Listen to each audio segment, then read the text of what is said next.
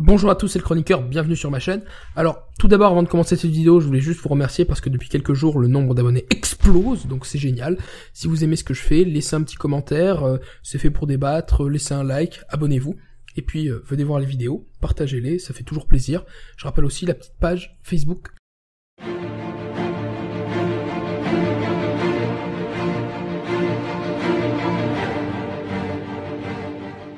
Le premier âge, donc. On s'en était arrêté au fait que les étoiles sont nées et qu'elles permettent d'éclairer un peu le monde entier. Alors il y a toujours les deux arbres, Tolperlun et Lerlun, qui sont encore là, mais les étoiles sont nées. Et en même temps que les étoiles sont nées, les elfes qui se réveillent en Terre du Milieu.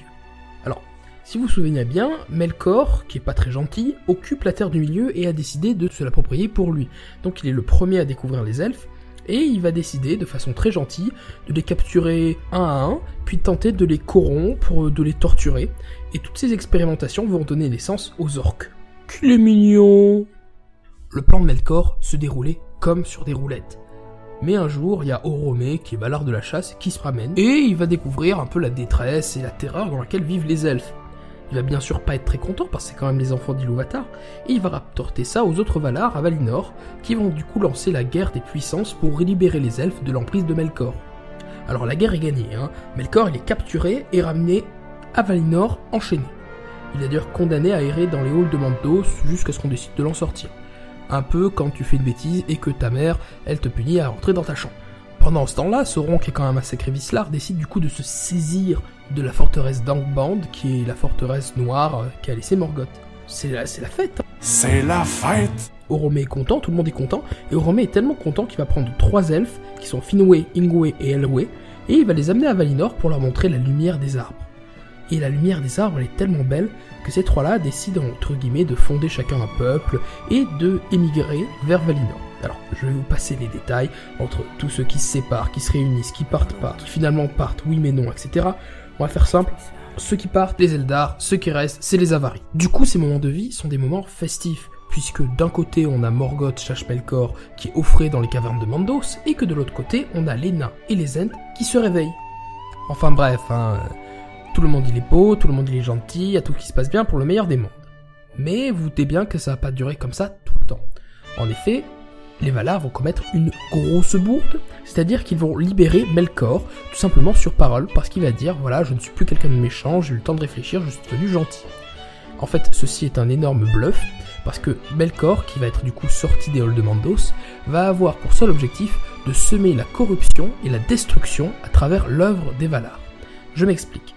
Il va prendre un elfe qui s'appelle Fëanor, qui lui a créé les 3 Silmarils, qui sont des gemmes qui contiennent la brillance, l'éclat, la lumière des arbres qui sont Telperion et Loreley. Melkor va donc manipuler Fëanor pour 2 choses. Premièrement, qu'il parte en exil, et deuxièmement, pour qu'il se brouille avec son frère Fingolfin. Pendant que Fëanor est en exil, il va s'allier avec Ungoliant, qui est un des mots principaux et primordiaux, qui est une espèce de grosse araignée géante, qui est l'ancêtre de l'araignée que l'on voit dans Le Seigneur des Anneaux. Et ils vont ensemble détruire les 2 arbres, qui va priver Anand, donc le continent entier, de lumière.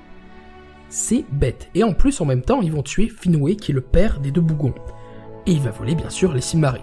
Jamais 203. Fëanor rentre d'exil et il va décider de se venger pour la mort de son père et puis pour avoir été dupé. Alors, premièrement, il va renommer Melkor, il va le renommer Morgoth, ce qui veut dire l'ennemi noir. Et là, je voudrais qu'on s'attarde 30 secondes. C'est seulement maintenant que Melkor est baptisé l'ennemi noir, parce que juste avant, il a tenté de détruire tout ce qui a été, de dominer tout ce qui a été, et de corrompre tout ce qui a été, mais c'est pas encore assez méchant, il faut juste qu'il vole 3 babioles et qu'il se barre en cassant 2 arbres, et c'est suffisamment méchant. Franchement, la logique dans cet univers. Comme on le voit sur cette carte, il va devoir traverser la mer, et demander du coup à avoir un bateau, ce qui est assez logique, il va pas y aller à la nage. Et du coup, il va demander aux elfes Teleri de leur filer des bateaux. Les elfes Teleri sont quand même des potes et qui refusent. Du coup, Fëanor et ses potes les Noldor vont tous les cramer. Voilà, basiquement. J'ai fait un doigt pour le lot. Hop, tous cramés. Voilà, c'est la fin de cette partie, en tout cas cette première partie sur le premier âge. Il y en aura sans doute une deuxième, peut-être même une troisième sur le premier âge. Je vous dis à dimanche pour une nouvelle chronique et on parlera de Star Wars. À bientôt.